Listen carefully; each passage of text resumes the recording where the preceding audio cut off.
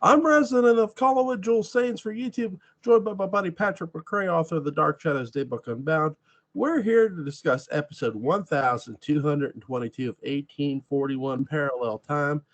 David Selby does That's insane. I know. Selby is back. Yes, and he does the opening narration for this episode too, which is nice. You like a good narration. So what did you like with this one?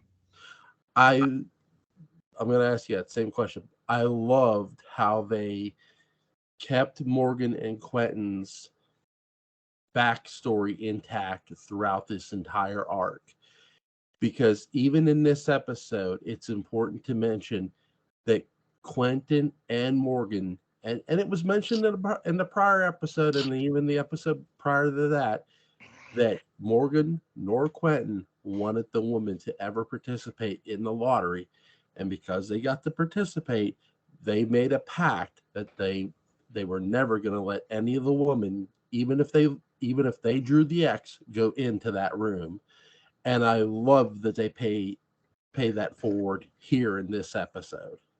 Now, I got to ask you, what about a woman who is the Josette painting, but with Leatherface put on? Can you even see that here? I did that. Yeah, like Josette as Leatherface on the painting. Sorry. Anyway, I had to do that for someone else. It was a private commission. So is this pro women or anti women? I think it's more of a, this is our responsibility.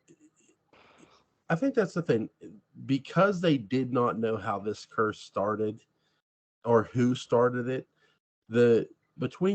Specifically between Quentin and Morgan, they felt the men should take the brunt of the responsibility. Because, and I don't think it's a sexism thing. I don't think it's an anti-woman thing. I just think it's their way thing.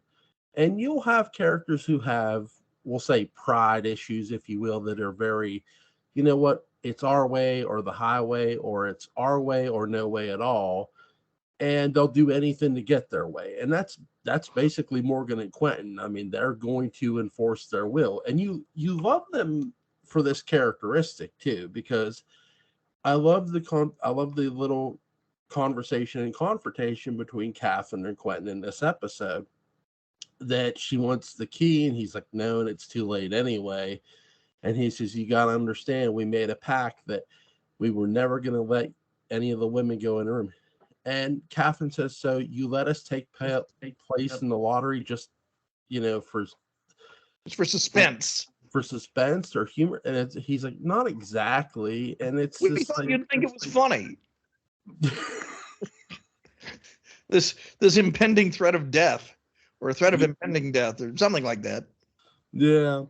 And I really like the fact that David Selby's character has a lot going on, because he's still in the back of his mind worried about Kendrick Young too, because Kendrick shows up in this episode as well. John Carlin comes through the door and as Kendrick Young, and him and Melanie, they've been building this romantic relationship, which I like. Again, there's a lot of romance going on in this arc, which is cool. You do see that in Dark Shadows. And Kendrick vows to find out about Melanie's past in this episode. He vows to help her. And I have a theory. Now you keep going, and I'm going to give you my theory. He vows to help her. And I love how before they go into the drawing room that she lets it slip that there's something wrong with Morgan. And when Quentin's a bit mad about that, he yells at Julia Collins, how could you just let them go in there? She'll tell him the truth. And Julia reassures him, no, she already realizes she slipped up once. She won't. And if I'd have made a bigger deal, she would have told him everything. And Julia's right, of course. I love how they make the character right. And in the conversation, she tells him that Morgan is sick to cover. Yeah. And he believes her. Yeah. Good. I have a theory. So this is, as we've talked about, a more mature storyline. Yep. Yep. It's a more thoughtful, cerebral storyline. It is a more adult storyline in every sense. Yeah. There are no accidents. Right. So we are backstage at Dark Shadows in the writer's room, which was not backstage. I guess it was upstairs in another building or something like that. But you know what I mean. We're at the studio, and Dan comes in. He says, "Listen up. So, this time about 2 years ago, we had the kids. They were like wet sauerkraut in our hands. We were giving them werewolves and gypsies and sorcerers and stuff like that, and Barnabas. And then we made Barnabas a bad guy. Kids, as it turns out, didn't like that because they had viewmasters of this guy. And now, he's part of a group that's running down, David in a car and things like that. Yeah. Right? Doesn't that happen? Is it David who gets run down, or is it Quentin who runs down David, or something like that? Anyway, somebody's getting hit by a car, and then we basically destroy Collinwood in a very depressing storyline where they go to the future, the far-flung future, and find that everybody's dead. And there's the whole Damian Edwards pantsuit thing. We give him a movie, and then we turn Barnabas into even more of a bad guy in the movie. Oops. And here's the thing. With a kid audience, especially for a daily soap opera with no reruns, if you alienate them, they're probably not going to come back because they're going to go play with G.I. Joes in the backyard or something. They're aging, and so the younger kids who finally get to see Dark Shadows is like, what is this? This isn't fun. And it's not fun. Not everything has to be fun. And if they tell their friends, oh, you got to watch Dark Shadows, it's this totally different thing. And so Dan says, so guys, we started this thing for housewives, which is sexist but true, because that was the prime demographic at home then. We started this thing for housewives, and we got to go back. Yeah. We lost the kids. I'm guessing kind of a little bit. We're starting to lose the kids, so I don't know if we're ever going to get them back. So until we have the big hit, we're going to make a mature story, and just to make sure it really sticks, the message sticks, and we're going to go back to our bread and butter. We're going to throw in a pregnancy while we're at it, like the other soap operas. And I think if you look at it from that point of view, it is one of the things that explains a lot about this story. Yeah. Here's the thing, too. This isn't the first time Dark Shadows has technically thrown in a pregnancy angle. I mean, Quentin didn't know he had a son. He didn't know he had 2 kids. He didn't know he was pregnant. Right. He didn't know Jenny was pregnant. But it's the first time, I guess, in Dark Shadows history that, it's pre-child birth. We know how the child was conceived. Bramwell and Catherine slept together prior to Catherine being married to Morgan. Because we don't know how David was conceived. Anyway, go on. And by the way, to your point, it's Barnabas tries to hit Quentin with a car, which I just believe. Listen, I believe our buddy Barnabas got his driver's license out of a Cracker Jack. David get hit by a car also. I don't know if David got hit with a car somewhere. I know Quentin. I know Quentin sort of gets hit with a car. He almost kills him, and then he comes to realize, Barnabas is like, "Oh, it's you," because he knew Carolyn was going to meet somebody outside the antique shop, and he didn't know who it was. And here you see these lights; they're coming towards the sidewalk. They're coming right toward the dude. And didn't David hit Mrs. Johnson with a car when he took out the master brake cylinder, and she went to jail for 5 years, and then came back vowing revenge as a major industrialist and world adventurer? There's that storyline. David removes the bleeder valve and causes his father, Roger, to have an accident. That's a different story. Yeah, he had an accident. Are you kidding? You're driving and you can't brake, and you have a belly full of beer. Yeah, you're going to have a major accident before you're able to stop that car. But so, I mean, they have a really good story throughout this arc, and they have really good dynamics and characters, and it's really well written. I don't think Dan Curtis made a mistake in going back to what they were. He didn't make mistakes. We're not You talking know, about mistakes. No, I think he might have done this on purpose to shore up the more reliable audience that's going to stick around for years. I've told you before that I watched Dark Shadows when I was a teenager in syndication. I did too. At the time, because I remember what was on. Now again, Dark Shadows wasn't on in prime time when I'm watching it. It's on during the daytime. Mm-hmm. But I can tell you this: if Dark Shadows was on in prime time against those other shows that I watched, I would probably still watch it because, look, as much as I love, and look, there was DS9 going on, you had Stargate SG1 going on, you had, and in my era, you had the Monday Night Wars going on between Raw and Nitro, and that was the hottest thing going according to teenagers. I have no idea what you're talking about. What is that? Seriously, you just said a chain of words I don't understand. Okay, the Monday Night Wars was the war between WCW Monday Night Nitro and WWF at that time WWF Monday Night Raw, and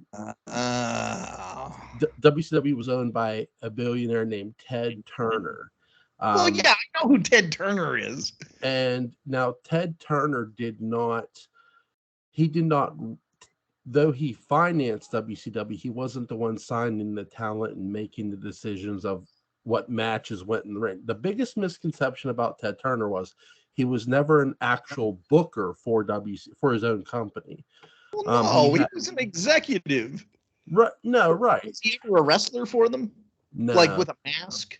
No. And he was like the champion, and then he was unveiled after having defeated Rupert Murdoch, and it's like, ha, 'tis I, Ted Turner. Come to me, Jane. But do you know who was a champion in WCW? I think Donald Trump. No, David Arquette, the actor. David Arquette, that old dog. I knew he had to have a job other than waiting around for Scream movies to happen. With that suspicious mustache, which was very Reno 911, long before Reno 911. He pinned Eric Bischoff in a triple threat match. Really? Well, wasn't Donald Trump like made an honorary wrestler or something? He was made. Well, he in a story angle he bought Monday Night Raw, aka WWE, from Vince McMahon, and then he sold it back like that night or next week or something. I forget which, but it was just a story angle they were playing, and him and Vince had a match at WrestleMania, and he ended up shaving Vince's head. Did Donald actually pretend to wrestle? Is that what you're saying? He had a wrestling match and he shaved a man's head as a result? He shaved. What was his unitard like? Did he wear a unitard? He didn't wear I won't call it a unitard. It was more like an exercise outfit, I guess, if you want to call it. A first for Mr. Trump. Okay. Hey, not exactly an athletic gentleman. Listen, there are a lot of the fact. At least they didn't make him WWF champion. I mean, that would have been crazy. God, that would have been so good. I'm gonna wrestle Fauci. I'm gonna make Fauci pay. I'm gonna pile driver him. Oh, Donald, don't pile driver me. Wear a mask if you do that. I'm not wearing a mask. This one's for Pizzagate. Oh my God. But so I think again that's the biggest misconception about WCW is Ted Turner was not a booker. There were many bookers throughout World Championship Wrestling's history. Dusty Rhodes was one of them. Ric Flair was one of them, and they were both wrestlers.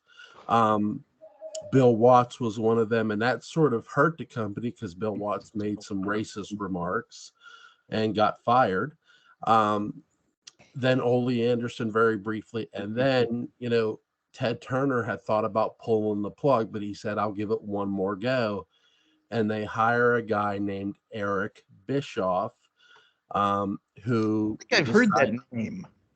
Who decided to make some changes. He decided to take all the house show events and not go out the door for live events. He decided to take WCW down to Disney, film there for a television show so they'd have a studio audience. Then he decided to sign Hulk Hogan at that time, who was still the biggest name in wrestling. Sure. And the one thing he guaranteed Hulk Hogan was creative control or final say of his matches, which is something Vince McMahon never did for Hogan. And that's when Hulk Hogan came to WCW. And that's what sort of started the Monday Night Wars. It wasn't the NWO, because WCW was beating Raw. Wait, that was a rap group. Well, NWO, not NWA. Oh, okay. Again, Hogan, the NWO did not form until 1996 of the summer, because Hall debuts on an episode where he just comes out during the match and he grabs the microphone, Scott Hall, if you will, and he says, "Hey, yo, you know who I am, but you don't know why I'm here. And I got a big surprise." And next week, the big surprise is Kevin Nash, a.k.a. Diesel. And on a pay-per-view prior to Bash at the Beach, they powerbomb Eric Bischoff. Kevin Nash powerbombs Eric Bischoff through a table. And at Bash at the Beach, Hogan comes down, he drops the leg on Savage, and the NWO is formed. So now, who would have won in a wrestling match between Joan Bennett and Angela Lansbury? Oh my God. Well, who's the referee? Roger Ebert. Well, here's the thing. I got my money on Joan. Really? Really? Why? Have you seen her in her younger movies? My God, she's not in her younger movies. She's like got one foot in the grave at this point. Oh my God! But so does Angela Lansbury. Yeah, who, was in her mid-50s when she was in the Three Musketeers. So, yeah. Well, her last studio movie was Bedknobs and Broomsticks. Angela Lansbury. Yeah. No. What about Mirror Cracked? Isn't she in that? Yeah, but that was for she had said in an interview her last studio movie was Bedknobs and Broomsticks. Okay, so she's not counting her work with the Mitchell brothers. No. We just had that. Okay. All right. No, I don't know why. Again, I'm not her, so. But back to this episode. Oh God. But in this episode, it's really surreal. I know. Apologies for the wrestling conversation. Or apologies for the Dark Shadows conversation if you tuned in for wrestling. But in this episode, you have a lot of great conversations. You have conversations between Catherine and Quentin. You have conversations between Catherine and Julia, which I really, really like. And I love the fact that Catherine stealthily sneaks away and goes to the room without anybody noticing when Kendrick comes in. It's so criminally underrated. She's very clever. Do you think Kendrick goes back to the inn and just immediately goes up to the innkeeper and says, "Do you think I've been gone long enough? Should I go back and accuse them of harboring Gabriel again?" Yeah, he's just waiting. That's all he does. He's either bothering the Collinses or he's waiting to bother the Collinses. Before the shark from Jaws was created, there was Kendrick Young, because he's that ruthless too. He's that aggressive. Did you enjoy Morgan's sense of investigation in the room? Yeah, I did. I think that's one of the. That's actually my favorite part of this episode. The fact that he he doesn't just sit there. He doesn't just dawdle. He looks around the room and he's examining it. And really, this is the first time we actually get to see fully inside the room and really somebody explore it. And again, this, you halfway expected this, but you weren't sure exactly if you were going to get this, even when you first watched this, because it's like, are they really going to have somebody actually explore this room? And the answer is yes. And in this episode, you get Morgan Collins, Keith Prentice's character, exploring the room, and it it pays tribute back to what him and Quentin have been doing, investigating the room, not in it, but out of it. So he continues that investigation by being in the room. And really, I think that's another part of the reason he goes into the room. Yes, he loves Catherine, but this is also his opportunity to go inside the room and actually investigate it. Did it live up to your expectations in that sense? Absolutely. Because I love the fact he's just, there's a point you can sort of sense that even Keith Prentice's Morgan Collins is thinking, I don't know if I'm really ever going to find anything. And then he finds the door. And that's the moment you're going, oh, crap. He breaks the lock bravely, that ancient metal lock, hard metal lock with that tiny vase. I tell you, the moment that really gave you that sense of terror is when he's leaning over the banister. It's sort of like you're going, no, don't go down there. No, don't go down there. He's got to. Because otherwise it's going to come for him. I know, but it's like, for me, it was a terrifying moment, because though you're getting the sense that there literally is something in the room with him, and that's where I got that feeling, is when he's on that banister, when he's right there leaning over the banister. I'm going, no, Morgan, don't do it, dude. But he does. Of course he does. He's got to. It's part of the ritual. I love how they don't show what's down there. That builds the suspense for the following episodes, which I love. And he's just, when they find him, he's sitting in a chair and asking, Morgan, are you okay? Yeah. I'm thinking, no, wait, he's not shouting. That's not really Morgan. Morgan's not here. Yeah, he's not shouting, which is a very, very lovely payoff. Yep. For all of the shouting. Now we get it. Keith Prentice, you old dog. You had this planned all along.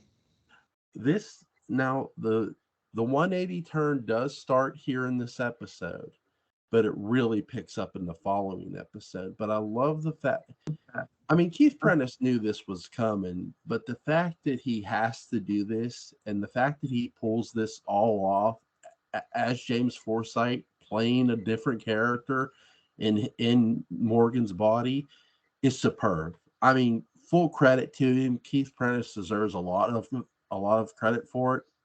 No offense to the writers. I know they wrote it, but he performed the hell out of it. They are a symbiotic team. Yep, they are. And what's your favorite moment in this episode? Oh, Morgan isn't here right now, but if you leave a message, I'll make sure he gets it. Moment. Yeah, I mean, it has, again, any Dark Shadows episode is going to have a magnificent beginning, a magnificent ending, and then it's got a bunch of scenes that can be summed up like this. This is any Dark Shadows scene in the middle of the episode. I want something. No. That's it. I mean, you think about it, every scene on Dark, it sort of has to be, it's conflict. But it's somebody who wants something, somebody who says no, next scene. Yeah. And you have that with every character, with different characters too. It may not be, okay, Quentin and Morgan have been wanting information on the room. They aren't exactly getting that information willingly. Kendrick Young has been wanting information on his sister Stella's murder. He isn't getting that information willingly. Melanie wants information on her past. She's not getting that information willingly. So there's a lot of no going around. Like a Prisoner episode. It really is. All they want is information. Information. You won't get it. Yeah, and you're right too. It sort of does feel like The Prisoner a bit with these episodes. Yeah, sure. They're prisoners in a room. I really like to John Carlin in this episode. He really does a good job of coming back and talking to Melanie and getting a one-on-one time with Melanie, which Melanie is pushing back against Julia more and more and more, and it's building up to something terrific. You know, drama is putting someone up a tree and then throwing rocks at them and throwing bigger rocks at them and bigger rocks at them. You know, I mean, that's essentially what a story is. And in this one, there is a sense of the comical just under the surface that so easily could have come out when Kendrick is at the door and they answer it on this night of all nights. It's like, and someone's at the door, and it's Kendrick, of course. Of course. Oh, sure. It can't get any worse. Come in and accuse us of something else. Why not? Saw off one of my toes while you're at it. You know, it's not a pizza guy who's got a pizza going to the wrong address and has to give it to them because it's a free gift now. No, it's Kendrick. Yeah. Right. Could you imagine a pizza delivery man showing up at Collinwood? Yes, you ordered something? You ordered this pizza, sir? No, we didn't. Just getting into a fight with Roger about whether he has to pay. Roger's trying to get out of it. Liz comes, oh, pay the lad and let him go. No, Liz, I will not. It's a matter of principle. Oh, you want a tip? Buckle up. Don't run with a stick in your mouth. That's what Sam would have said. Just do an episode where all the different houses, the pizza guy keeps showing up. Nicholas Blair's house and Sam Evans and the old house and the caretaker at Eagle Hill. Oh my god. I was thinking about more theme songs for each Dark Shadows character, and I found the perfect one for Evan Hanley. And thank God someone did. What is it? And it's not a wrestling song. It's actually a song. It's AC/DC's "Dirty Deeds Done Dirt Cheap." That's yeah. I love that song. I saw the movie Dirty Work. It's in prominently in that film, directed by Dennis Dugan. Yeah. Because every Trask hires him to kill his wife. I mean, he does dirty jobs, so Chris Farley's going to show up without a nose. I'll be in trouble. Oh my god! This episode, how would you rank it to the rank it with the episodes we've reviewed so far?